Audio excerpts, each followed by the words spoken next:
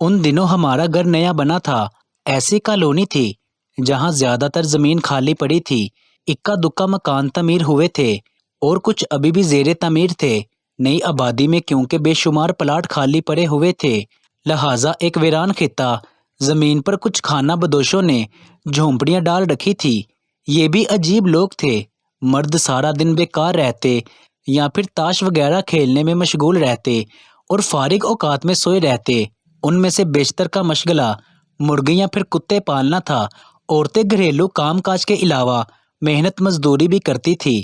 ان کے ذمہ معاشی حالات کو درست رکھنا اور اپنے گھر والوں کا پیٹ پالنا تھا۔ ان میں سے کئی بھیک مانگ کر بھی گزارا کرتی تھی۔ میرا کمرہ اوپر کی منزل پر تھا اور کمرے کی کھڑکی عین اسی طرف کھلتی تھی جہاں خانہ بدوشوں کی جھونپڑیاں تھیں۔ جب بور ہوتی تو میں ان کی جھونپڑیوں کا نظارہ کرتی۔ مجھے ان کے روزمرہ کے معاملات اور ان کے رہن سہن کو دیکھنے کا موقع ملا۔ ایک دن ہمارے گیٹ پر کسی نے دستک دی۔ کھڑکی سے جھانکا تو معلوم ہوا کہ سامنے والے جھونپڑی سے ایک نوجوان لڑکی آئی ہے۔ گھر میں کوئی ایسا نہ تھا جو گیٹ کھولتا۔ امی اپنے کمرے میں سو رہی تھی۔ دوپہر کا وقت تھا۔ لڑکی خوبصورت اور جوان تھی۔ میرا جی چاہا اس کو بلا کر باتیں کروں، تبھی تیزی سے سیڑھیاں اتر کر میں گیٹ تک پہنچ گئی۔ کہو کیا بات ہے، کہاں سے آئی ہو؟ اس نے سامنے بنی جھونپڑیوں کی طرف اشارہ کیا۔ مطلب تھا کہ میں وہاں سے آئی ہوں۔ کیا چاہیے؟ میں نے اگلا سوال کر دیا۔ جی میری ماں کی طبیعت خراب ہے، ان کو بہت تیز بخار ہے۔ آپ کے پاس بخار کی کوئی دوا ہے؟ میں نے سر درد اور بخار کی گولیاں اس کو دے دیں اور ہدایت کی کہ شام کو اپنی ماں کو لے کر آنا۔ میرے بھائی ڈاکٹر ہیں، ان کو دکھا کے اور دوا لے جانا۔ وہ مشکور ہو کر چلی گئی۔ رات کو 8 بجے دوبارہ گیٹ بجا۔ اب کے بھائی جان نے دروازہ کھولا۔ شمع اور اس کی بیمار ماں آئی تھی۔ میں نے بھائی کو بتا دیا، جھونپڑی سے کوئی غریب عورت آئے تو دیکھ لینا، اور وہ بیچاری بیمار بھی ہے۔ بھائی نے ان کو اندر بلا لیا اور گراج میں پڑی چارپائی پر بیٹھنے کو کہا۔ نبض وغیرہ دیکھ کر دوا دے دی اور سمجھا دیا کہ اگر اس طرح سے آرام نہ آیا تو دوبارہ آنا، میں ٹیسٹ کروا دوں گا۔ اس طرح شمع سے میری واقفیت ہو گئی۔ اس کی ماں تو بھائی کی دوا سے ٹھیک ہو گئی تھی، مگر شمع اب ہفتے میں 2-3 بار آنے لگی۔ وہ کبھی برف لینے آتی اور کبھی کہتی گھر میں آٹا اور سبزی نہیں۔ تب والدہ بچا ہوا کھانا اسے دے دیا کرتی تھی۔ ایک دن باتوں باتوں میں شمع نے بتایا کہ وہ چھوٹی سی تھی جب ماں کے ساتھ بھیک مانگنے جاتی تھی۔ کیونکہ ماں شروع سے بیمار اور کمزور ہے، اس لیے وہ محنت مزدوری نہیں کر سکتی۔ شمع باشعور ہوئی تو اکیلے ہی مانگنے نکل جاتی تھی۔ جلدی ہی اسے احساس ہو گیا مرد حضرات اسے زیادہ بھیک دیتے ہیں۔ وہ خوبصورت تھی، آنکھیں بڑی بڑی جاندار اور رنگ سانولی سلونی ہونے کی وجہ سے بہت پرکشش دکھائی دیتی تھی۔ ایک رشتہ دار لڑکے کے ساتھ اس کے گہرے مراسم تھے۔ دراصل گناہ و ثواب کا تصور ان لوگوں کے دستور میں سرے سے موجود نہیں تھا۔ تبھی بھیک مانگنے جاتی۔ کبھی کوئی غیر معمولی واقعہ پیش آ جاتا تو شمع اس کو کچھ خاص اہمیت نہیں دیتی تھی۔ وہ کہتی سندس بی بی، ایسے واقعات کچھ نئی بات نہیں، اس کو بڑا فائدہ یہ ہوتا ہے کہ ہم کو خاصی بھیک مل جاتی ہے۔ اس کی باتیں بہت دلچسپ ہوتی تھی، میرے لیے باتیں نئی اور انوکھی تھی۔ تب میں اس کو کہتی تم روز آ جایا کرو۔ شمع جب بھی ٹھنڈے پانی، برف یا سالن کی ضرورت ہو بیل بجا دیا کرو۔ میں اس کے لیے خاص طور پر فریزر میں کٹورا پانی کا بھر کر رکھتی تھی تاکہ اسے خاصی برف مل جائے۔ اس کے علاوہ سالن بھی رکھتی۔ یہ ایک قسم کا لالچ تھا کہ شمع سے اس کے حالات سننے کا موقع ملے۔ عموماً وہ دوپہر کو آتی، ابو اور بھائی گھر پر نہ ہوتے اور امی دوا کھا کر سو جاتی۔ یہ بہترین وقت ہوتا جب وہ 10-15 منٹ میرے پاس بیٹھ جاتی اور یوں میری دن بھر کی بوریت دور ہو جاتی کہ نئی آبادی میں ویرانیت بہت تھی۔ ایک دن شمع نے بتایا، صبح سویرے ہم لڑکیاں اور عورتیں شہر کی جانب بھیک مانگنے کو نکلتی ہیں۔ ایک دن میں ایک دکاندار کے پاس گئی، وہ گلے پر بیٹھا نقدی گن رہا تھا۔ اس نے مجھ سے 2-4 باتیں کی اور 10 کا نوٹ مجھے دے دیا۔ میں خوش ہو گئی، اسے دعائیں دیتی آگے بڑھ گئی۔ اب یہ معمول ہو گیا۔ دوسرے تیسرے دن اس کی دکان پر گھستی اور وہ 2-4 باتیں مٹھار کر مجھے 10 کا ایک نوٹ تھما دیتا۔ کچھ دنوں بعد اس نے مجھے دکان کے پیچھے کی گلی میں آنے کو کہا۔ میں وہاں گئی تو وہ ایک دکان کے دروازے پر میرا منتظر تھا۔ جان گئی اس نے مجھے یہاں کیوں بلایا ہے۔ اس نے مدعا ظاہر کیا تو حیرت نہ ہوئی، میں تو ان باتوں کی عادی تھی۔ جب چلنے لگی اس نے زیادہ رقم دی، اتنی کہ سارا دن بھیک مانگنے میں اتنی رقم نہیں پا سکتی تھی۔ چلتے چلتے مجھ سے دوبارہ آنے کا وعدہ بھی لے لیا اور میں نے اس کے ساتھ وعدہ بھی کر لیا کہ میں دوبارہ ضرور آؤں گی۔ جب میں دکان پر جاتی وہ پچھلی گلی میں جانے کا اشارہ کرتا۔ مکان کے اندر کچھ میزبانی کے لوازمات بھی تھے، وہ میری تواضع پھل مٹھائی اور کبھی کھانے سے کرتا۔ ہوتے ہوتے ہم ایک دوسرے سے اتنے منحوس ہو گئے کہ اب بجائے در در گلی گلی بھیک مانگنے کے میں صبح ہی اس کے مکان پر چلی جاتی، کچھ وقت اس کے ساتھ گزار کر شام کو اپنے ٹھکانے پر آ جاتی۔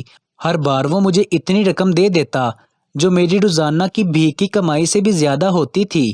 یہ کمائی جب میں ماں کی جھولی میں ڈال دیتی تو وہ خوشی سے پھولے نہ سماتی تھی۔ اس نئے گھر میں مجھ کو کسی نئے اور نامعلوم ٹھکانے کی جانب رخصت ہونا تھا۔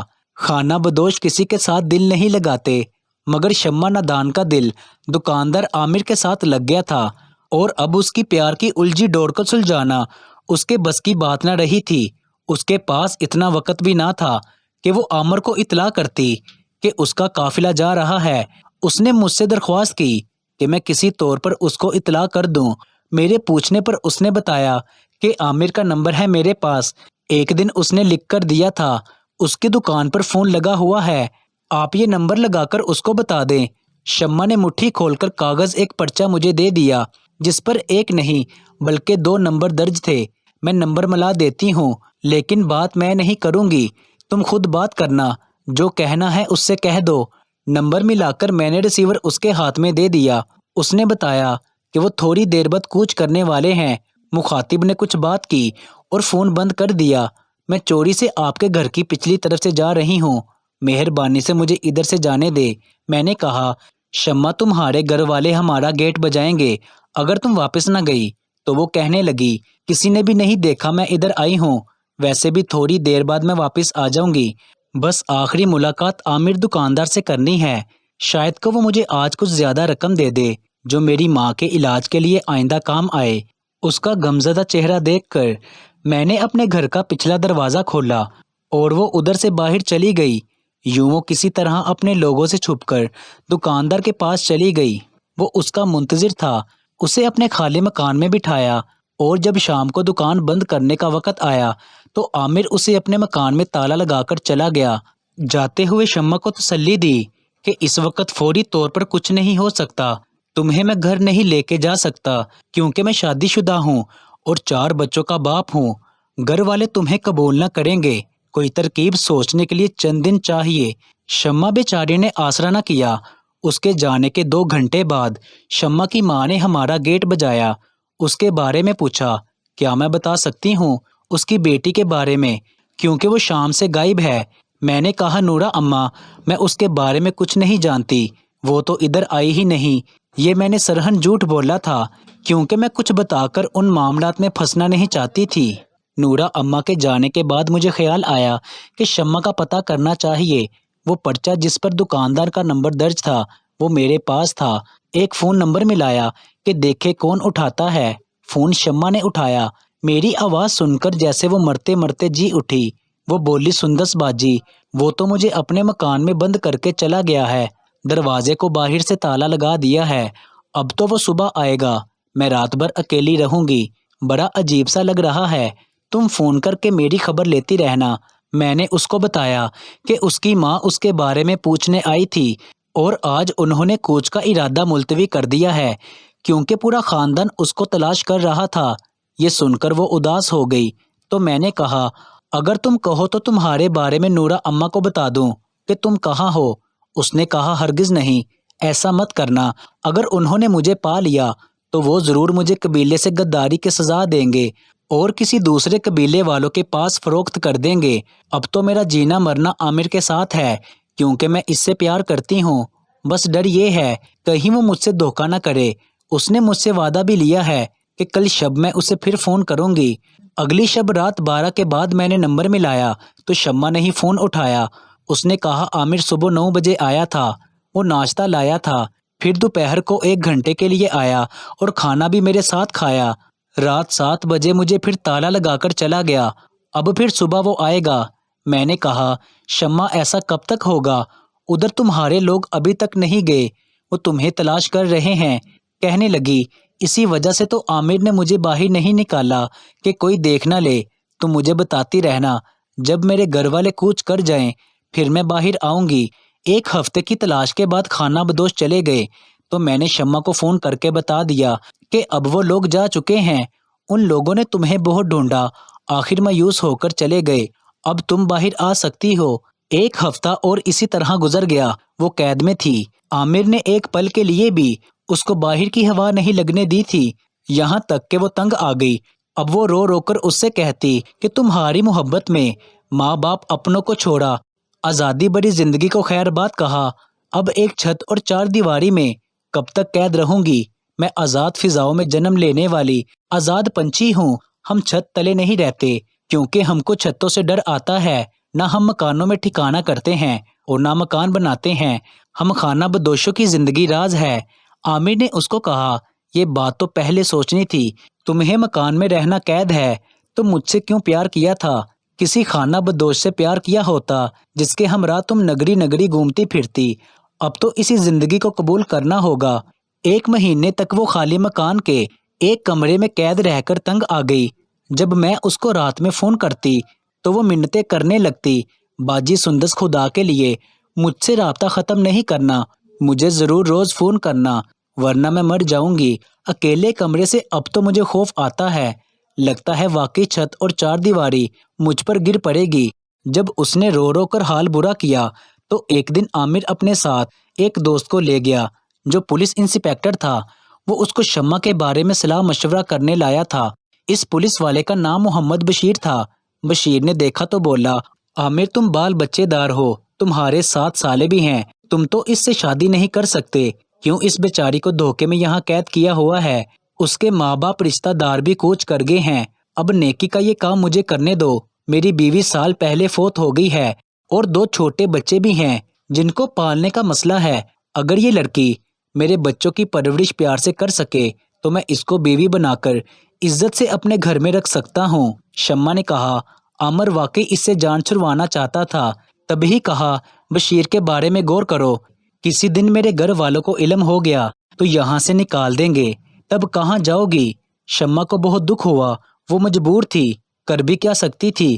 اس نے اسی دن آدھی رات کو مجھے فون کیا اور پوچھا کہ یہ صورتحال ہے، اب میں کیا کروں؟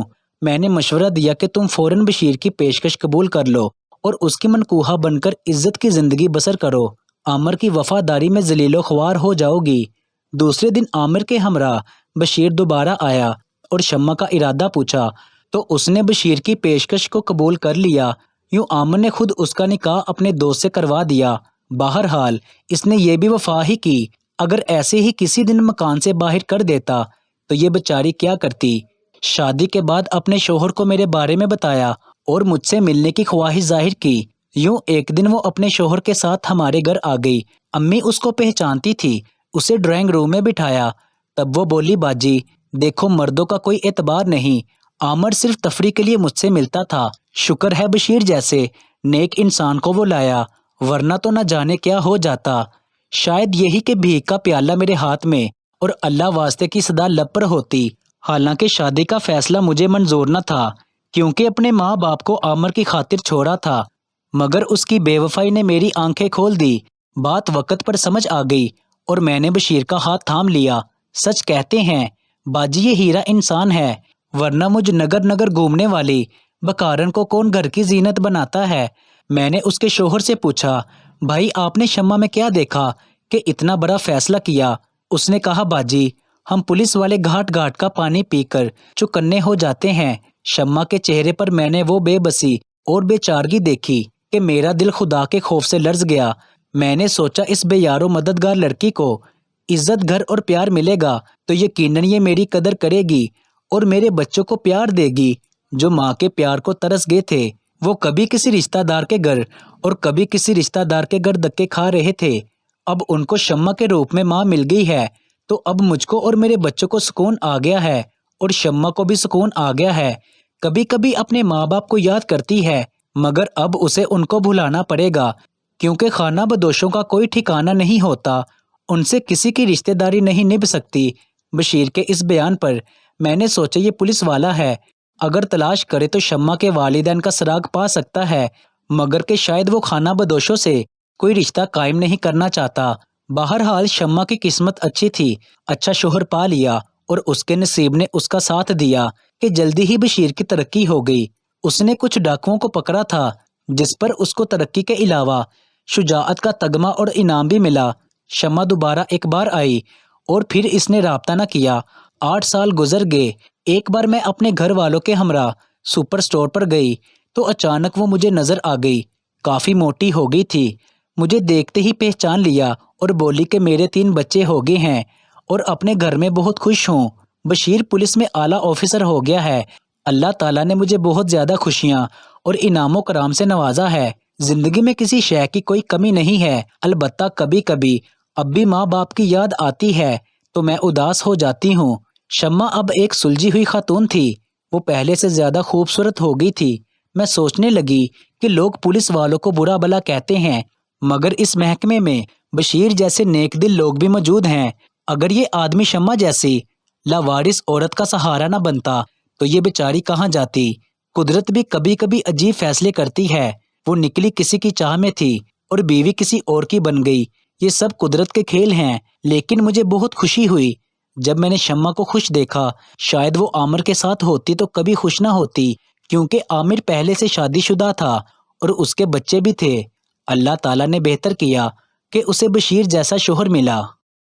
مزید ایسی کہانیوں کے لیے اس چینل کو سبسکرائب کر لیجیے گا، کیونکہ اس چینل پر ایسی ہی کہانیاں ملتی رہیں گی۔